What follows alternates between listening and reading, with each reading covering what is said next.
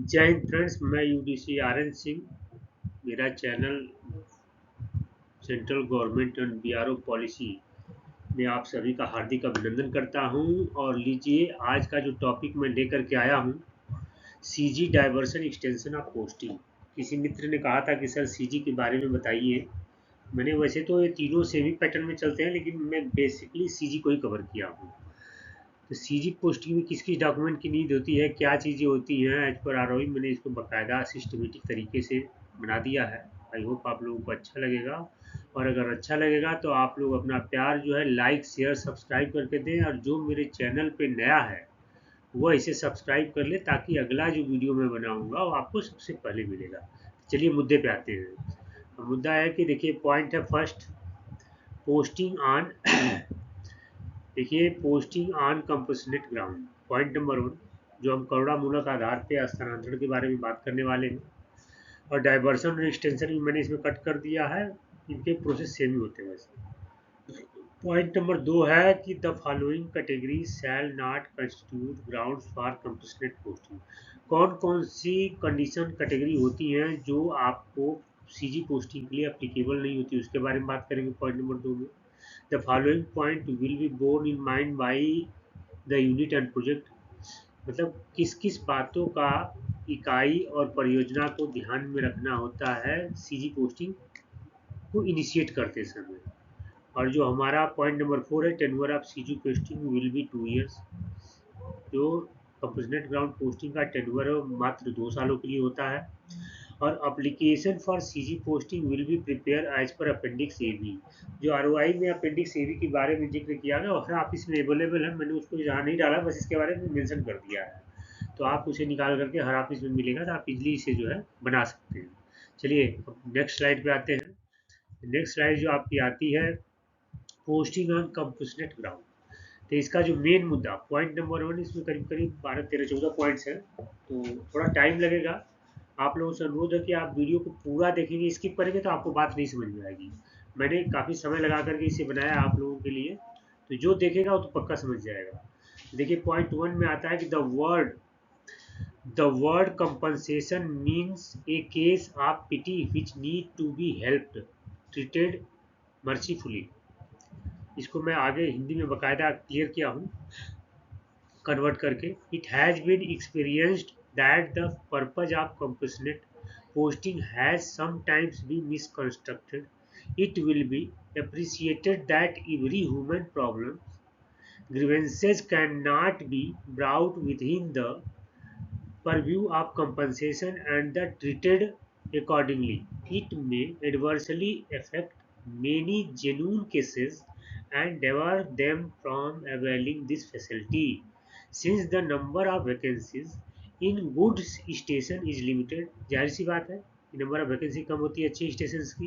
Compensation of one individual is bound to be at the cost of another. This need to be avoided as much as possible in the interest of good discipline.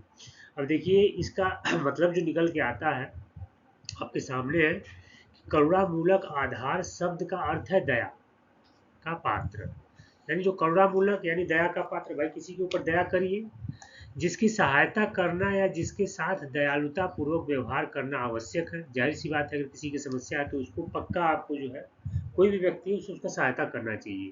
यह देखा गया है कि दयालुता पूर्ण स्थानांतरण के उद्देश्य को कभी कभी गलत समझा जाता है। कुछ लोगों की धारणा होती है जो इस बात को सही तरीके से सही नज़रिए से नहीं देखते हैं, तो ऐसा सोच सकते हैं, लेकिन ऐसा नहीं है। हर व्यक्ति वैसा नहीं होता। जो सही है, जिसकी जुनून है, जो आपको दिखेगा, जो आप ही डील करते हैं, उनको इन चीज़ों का पता लगता है जो सही है कि गलत है।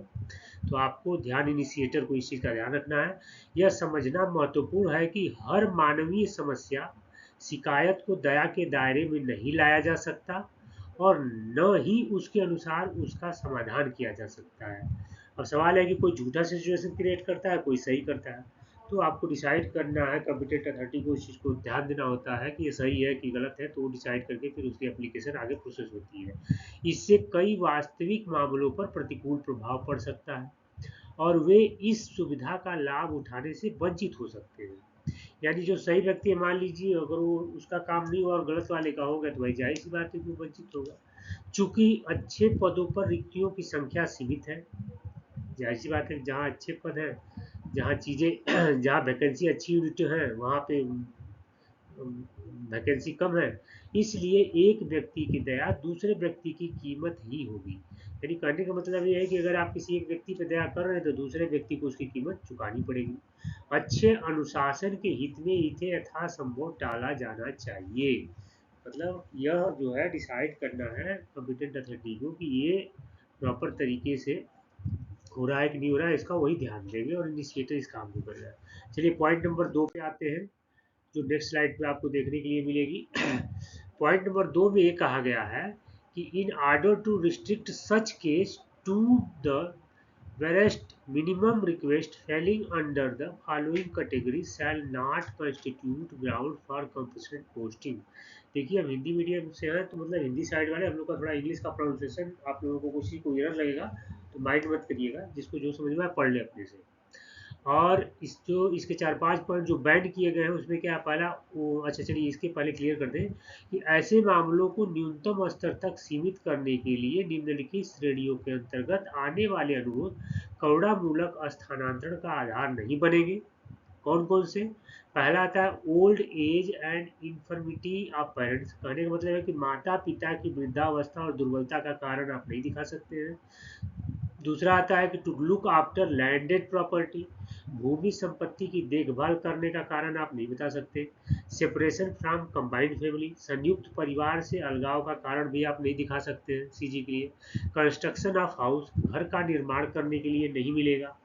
Pregnancy of wife, birth of a child, पत्नी की गर्भावस्था, बच्चे का जन्म के कारण को आप नहीं दिखा सकते हैं। Marriage marriage betrothal of brother sisters children और अरेंजिंग द सेम, भाई बहन बच्चों का विवाह, सगाई करना या ऐसा विवाह आयोजित करना का कारण आप नहीं दिखा सकते हैं। इम्प्लाई परसुइंग हायर एजुकेशन, कहने का मतलब कर्मचारी उच्च शिक्षा प्राप्त कर रहा है बोल के इसके ऊपर भी आप नहीं दिखा सकते। एजुकेशन ऑफ चिल्ड्रन, बच्चों की शिक्षा के ऊपर भी आप नहीं अप्लाई कर सकते हो। ये कुछ पॉइंट्स हैं जिसके बारे में आप सोचते हैं कि मैं इस पे अप्लाई कर लूँ मुझे सीजी पोस्टिंग मिल जाएगी, तो ये नहीं मिलेगी एज पर आरओआई। अब देखिए पॉइंट ये आता है कि किस पे मिलेगी, तो जो 3 नंबर में देखिए क्लियर किया गया है कि the following points will be borne in mind by the projects unit while accepting and forwarding application for compassionate posting to grip record। कहा गया है कि करुणा मूलक स्थानांतरण हेतु आवेदन स्वीकार करते समय और ग्रिफ रिकॉर्ड अग्रेसित करते समय परियोजनाओं इकाइयों को निम्नलिखित बिंदुओं को ध्यान में रखना चाहिए। किन किन बातों को ध्यान में रखना है? तो पॉइंट नंबर 1 आता है कि case of those falling under the clause mentioned above are not included, otherwise the case will stand similarly होना चाहिए similarly rejected। उपर्युक्त धाराओं के अंतर्गत आने वाले मामलों को इसमें शामिल नहीं किया गया है, अन्यथा मामला निसंकोच खारिज कर दिया जाएगा।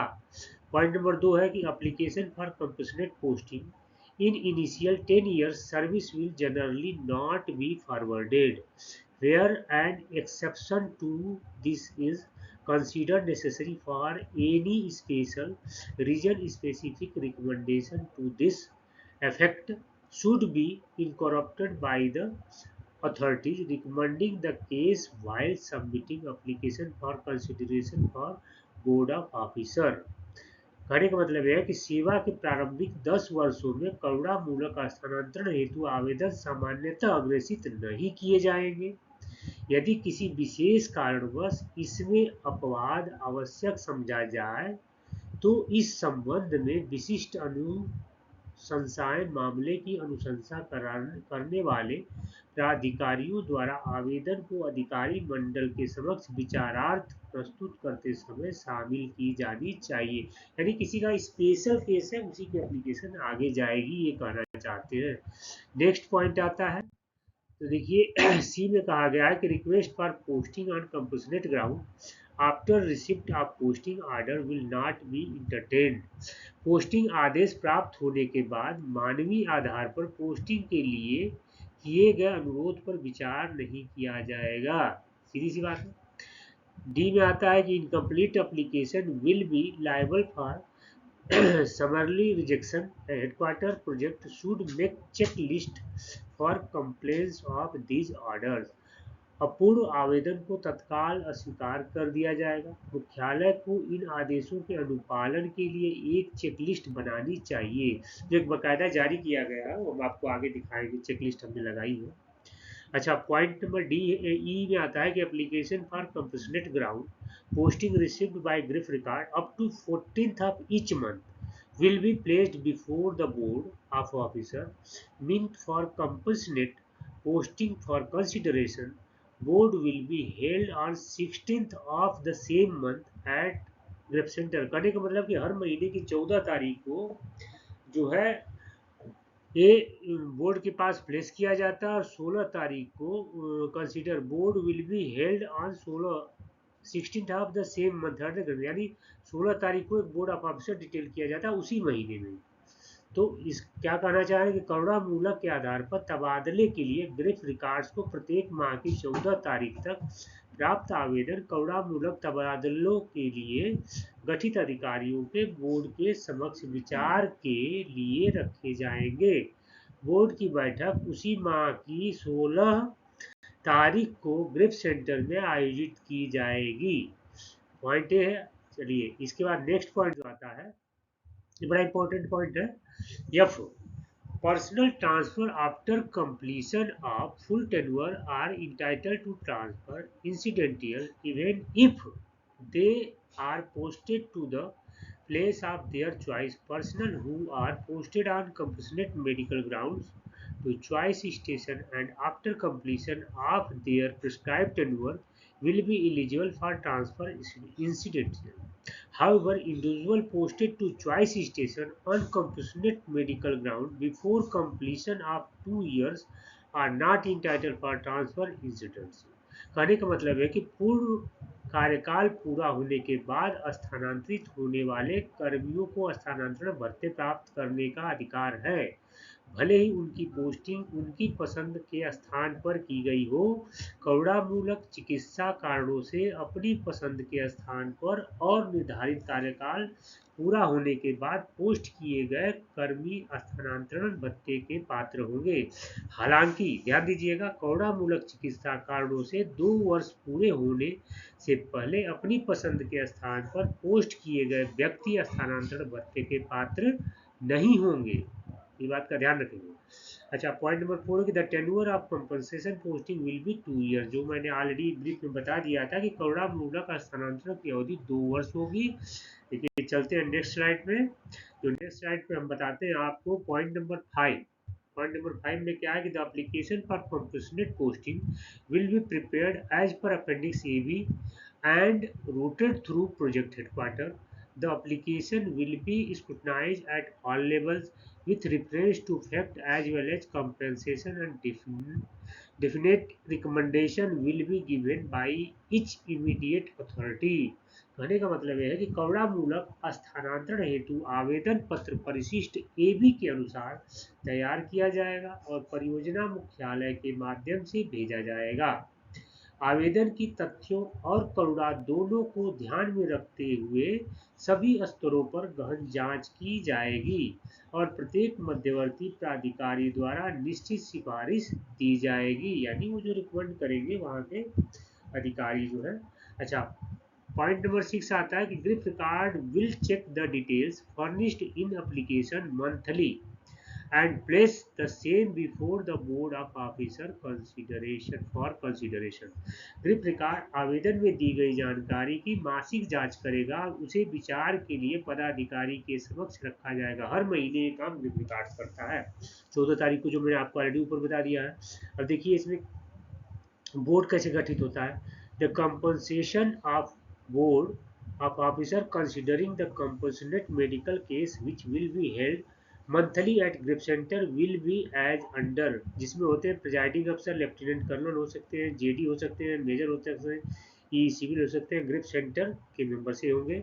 और फर्स्ट मेंबर जो है 1 ऑफिसर फ्रॉम ग्रिफ सेंटर के होंगे, सेकेंड मेंबर में 1 ऑफिसर फ्रॉम ग्रिफ रिकॉर्ड, उसके साथ along with RMO grief center in attendance, मतलब मेडिकल अफसर भी साथ में होते हैं। अच्छा, इसमें ग्रेप सेंटर में मासिक रूप से आयोजित होने वाली करुणामूलक चिकित्सा मामलों पर विचार करने वाले अधिकारियों के बोर्ड की संरचना निम्नानुसार होगी।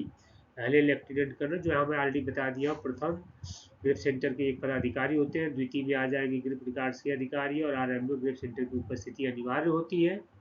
अभी हम आ गए पॉइंट नंबर 7 पे।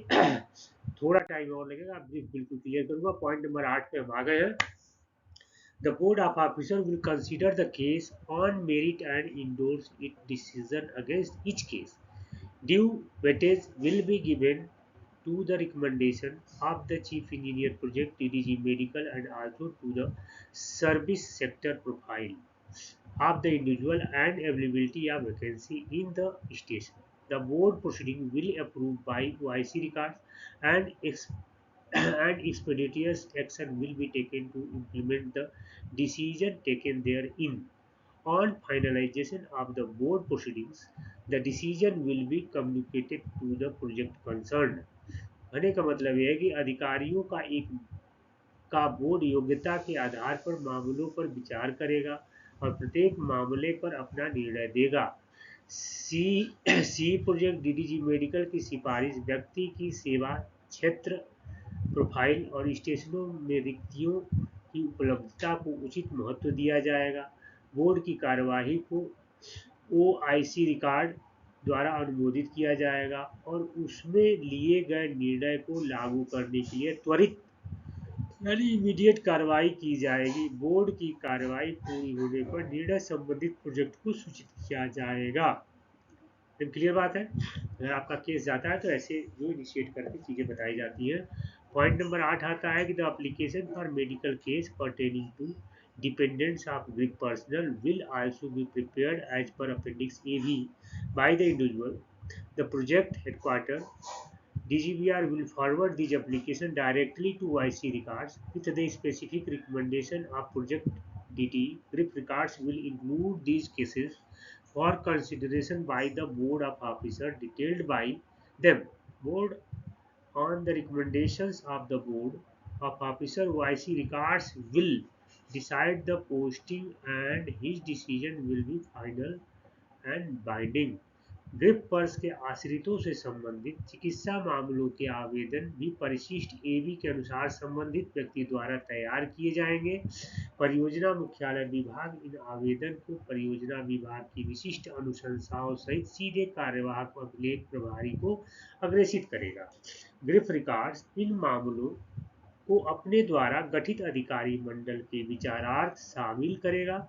अधिकारी मंडल की अनुशंसाओं के आधार पर कार्यवाहक अभिलेख प्रभारी तैनाती का निर्णय लेंगे और उनका निर्णय अंतिम और बाध्यकारी होगा। आप लोग सोचेंगे कि मैं तो बस पढ़े जा रहा हूँ, लेकिन अगर ब्रीफ करने लगूंगा तो वीडियो और लंबा हो जाएगा, तो इसलिए मैं इसको प्रॉपर तरीके से लिखा हूँ, वही आपको पढ़ के समझ रहा हूँ, आप लोगों को समझ में आ जाना चाहिए। तो नेक्स्ट पॉइंट पे आ जाते हैं। Point number 10, on receipt of application from headquarters DGBR EG2 along with the recommendation, GRIP records will include these case of consideration by the board of officers. In their own interest, applications should include all relevant supporting documents with the application. In the first instance, application, if any not accompanied by supporting document are liable to be rejected. करने का मतलब है कि मुख्यालय डीजीबीआर EG2 से प्राप्त आवेदन और अनुशंसा के आधार पर ग्रिप रिकॉर्ड इन मामलों को बोर्ड ऑफ अफसर द्वारा विचार के लिए शामिल करेगा। अपने हित में आवेदकों को आवेदन के साथ सभी प्रासंगिक सहायक दस्तावेज संलग्न करने चाहिए जो अनिवार्य है। सहायक दस्तावेजों के बिना आवेदन अस्वीकृत किए जा सकते हैं। अगर कोई भी डॉक्यूमेंट उसके अंदर नहीं है भाई, तो आपकी एप्लीकेशन रिजेक्ट कर दी जाएगी। पॉइंट नंबर 11 है कि endorsement regarding application for posting on compassionate medical ground and also the board decision will be made on the index card of the concerned individual for future reference. The application will be passed into the documents section for retention with record set of documents of the individual. तो कहने का मतलब है कि अनुकंपा चिकित्सा आधार पर पदस्थता हेतु आवेदन पत्र अनुमोदन और बोर्ड का निर्णय संबंधित व्यक्ति के इंडेक्स कार्ड पर भविष्य के संदर्भ के लिए अंकित किया जाएगा। यानी आपको पोस्टिंग दी जाएगी तो उसमें मेंशन कर दिया जाता है।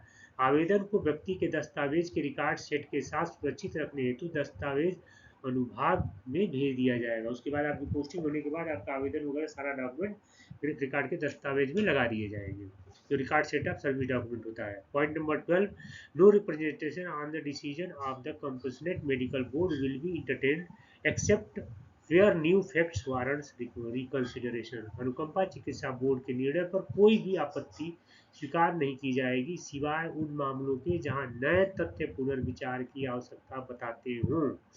देखिए पॉइंट लंबा इसलिए मैं थोड़ा, चलिए ठीक है, पॉइंट नंबर 13 पे पहुंच गए हम। तो लीजिए, once once the case of compassionate medical ground is initiated by the unit project, it should not be pursued separately through other media, that is DO letter, telephonically call, etc. As such case is dispassionately gone into by the board of officer। कहने का मतलब यह है कि एक बार जब किसी इकाई परियोजना द्वारा करुणामूलक चिकित्सा आधार पर मामला शुरू कर दिया जाता है तो उसे अन्य माध्यमों जैसे कि डीओ लेटर न लिखवाएं, टेलीफोन कॉल आदि के माध्यम से फिर उसमें संपर्क न करें।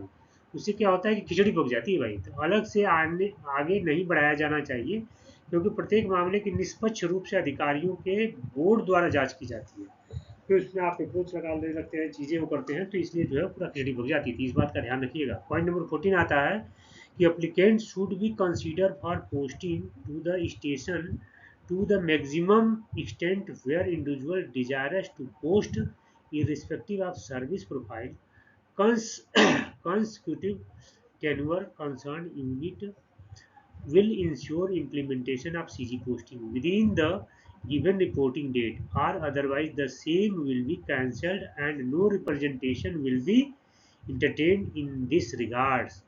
देखिए सिंपल सी बात तो बड़े अच्छे शब्दों में कही गई है कि आवेदक को सेवा प्रोफाइल लगातार कार्यालय की परवाह किए बिना स्टेशन पर तैनाती के लिए यथासंभव विचार किया जाना चाहिए। संबंधित इकाई निर्धारित रिपोर्टिंग तिथि तक केंद्रीय अधिकारी की तैनाती सुनिश्चित करेगी, अन्यथा इसे रद्द कर दिया जाएगा और इस संबंध में कोई भी अभ्यावेदन स्वीकार नहीं किया जाएगा। अगर मान लीजिए कि आपकी पोस्टिंग आ गई है और फिर आप उसमें अप्रोच करने लगते हैं कि ये मुझे ठीक नहीं है, मुझे इसको कैंसिल करना है किसी वजह से, तो वो भाई फिर दोबारा कैंसिल वैंसिल नहीं होने वाली है। तो इस बात का आप ध्यान रखेंगे। चलिए ठीक है, तो इसी के बाद अब आ जाइए नेक्स्ट पॉइंट पे। Thank you so much. Radhe Radhe. जो है, देखिए इनमें क्या होता है कि एक जो मेडिकल सर्टिफिकेट इसको प्रोसेस करने के लिए बनवाना पड़ता है। तो एक मेडिकल सर्टिफिकेट का एक फॉर्मेट मैंने लगा दिया है, जो part 1 to be filled by individual, जो इंडिविजुअल अपना जीएस नंबर, नाम, रैंक, है ना, फर्स्ट में भरेगा, यूनिट भरेगा, अप्लाइंग फॉर सेल्फ और रिलेशन अपना खुद का भर रहा है या बच्चों का भर रहा है, particulars to be present with relation to the service person, जिससे रिलेशन के आप भर लेंगे। डेट आप खुद का है तो खुद भरे, फैमिली का है, बच्चे का है किसी का तो वो भरना है। डेट ऑफ प्रेजेंट पोस्टिंग कहाँ पे है वो भरना है। Date of completion of present posting, उसका टेन्योर कब कंप्लीट हो रहा है वो भी भरना है। प्रेजेंट मेडिकल कैटेगरी आपकी क्या वो भरना है डायग्नोसिस के साथ। और पर्पज, किस पर्पज से आपने अप्लाई किया, तो जो ऊपर मैंने पर्पज बताया तो वो तो मिलने वाला, जो एक्चुअली सीजी मतलब मेडिकल ग्राउंड पे मिलेगा, तो आपको मेंशन करना है प्रॉपर। उसके बाद part 2 to be filled by concern specialist valid for 6 month only, यानी जिस डॉक्टर के पास जाएंगे तो प्रॉपर आपका डायग्नोसिस आपके नाम के साथ लिख करके और उसे अच्छे से आप रिकमेंड करवाएंगे तभी आपको मिलेगा, जो लगे कि मतलब आपका केस बिल्कुल जुनून है। और उसके बाद एक डॉक्टर साइन करेगा, फिर उस हॉस्पिटल का काउंटर साइन जो है, counter sign of hospital superintendent medical director या गवर्नमेंट इंपेनल हॉस्पिटल जो भी है वो कर देंगे। वो साइन करने के बाद पार्ट 3 जो है opinion of OC MIR S MO task force का दे करके फिर जो है केस में क्या क्या चीज़ें लगती है। तो देखिए मैंने चेक लिस्ट यहाँ लगा दिया है बकायदा एक रेफरेंस के लिए कि चेक लिस्ट के अकॉर्डिंग आपको सारे डॉक्यूमेंट लगाने हैं। अब अगर इसे पढ़ता हूँ तो बहुत लंबा हो जाएगा, चलिए तभी संक्षेप में बता देता हूँ। Check list for diversion CG extension of posting medical ground in respect of GS number, नाम, रैंक, यूनिट 23 भी आते हैं मेंशन है। मैं 23 में ही हूँ तो इसलिए मैं मेंशन है तो वही से उठा लिया हूँ। सीरियल नंबर, डिटेल्स और रिमार्क।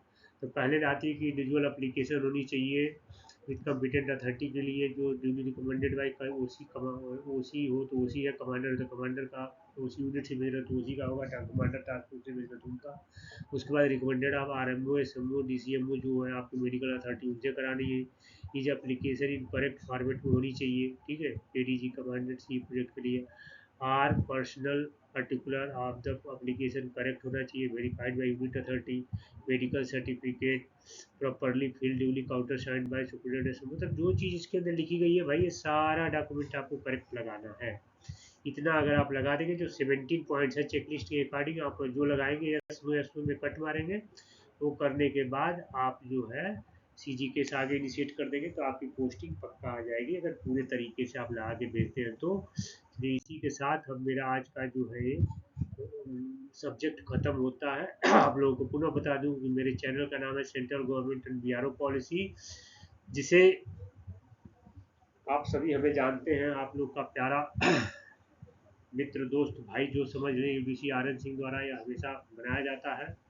तो आप लोग अपना प्यार, लाइक, शेयर, सब्सक्राइब करके हमारे चैनल को देंगे। और लास्ट में एक बात और बता दूं कि जो मेरे चैनल पे नया है वह जो है इसे सब्सक्राइब कर ले, ताकि जो भी अगला वीडियो मैं बनाऊंगा तो आपको सबसे पहले मिलेगा। और फिर एक बार बताऊंगा कि जिस भाई को जिस टॉपिक पे वीडियो चाहिए वो मुझे बताए। जैसे किसी भाई ने बताया था, तो मैं जो है इसे, एक हमारे मित्र हैं यूडीसी शांतनु जी ने बोला था, उनके कहने पे मैंने वीडियो बना दिया है। तो आई होप आप सभी के काम आएगा। चलिए ठीक है, थैंक यू सो मच, नमस्कार, राधे राधे, मिलते हैं नेक्स्ट आप लोग के कमेंट्स के बाद।